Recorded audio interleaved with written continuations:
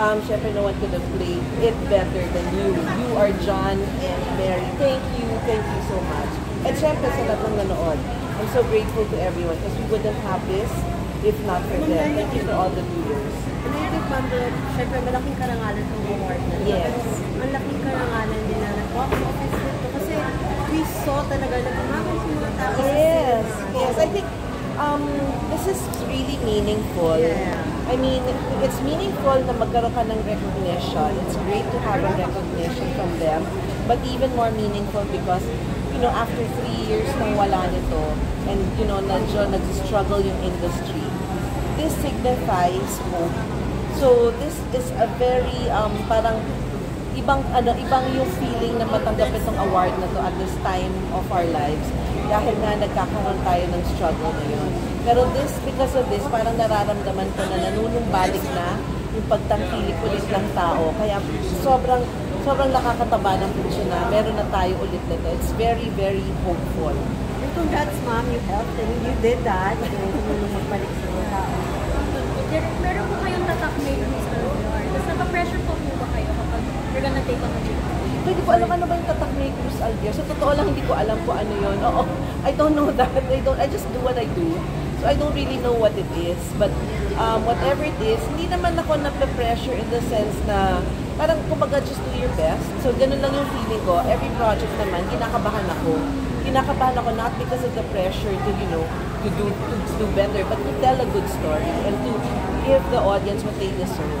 So yun yun. Did you expect to happen? Na mag-blockbuster yung Rewind? Hindi. I mean, hindi inasahan. Pinangarap, oo.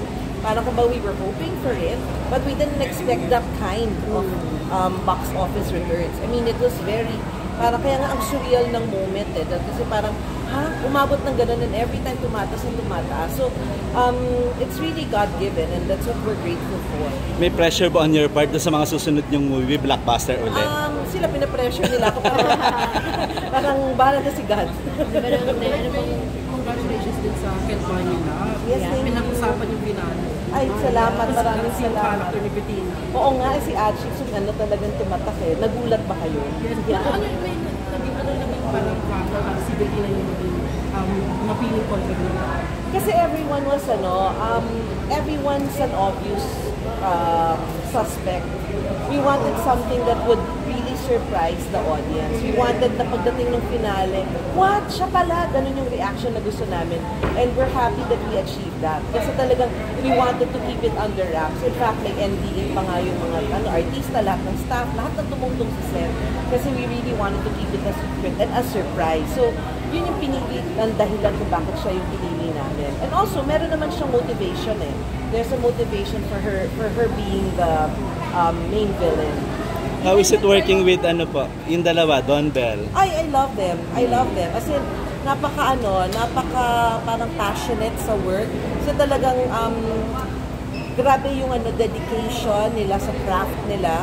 And ang sarap na trabaho kasi minamahal nila yung trabaho nila at rinerespeto nila yung mga katrabaho nila. May gusto ba kayong ibukod sa dalawa after the Can't Buy Me Love? Gusto ko sana sila makatrabaho pa ulit, pero depende din kung bahala ng management kung anong line up for them. So bang nagulat din yung cast sa ending? Yes. Talagang surprise Yes, for them? nagulat din sila. You will watch that. Meron kami special.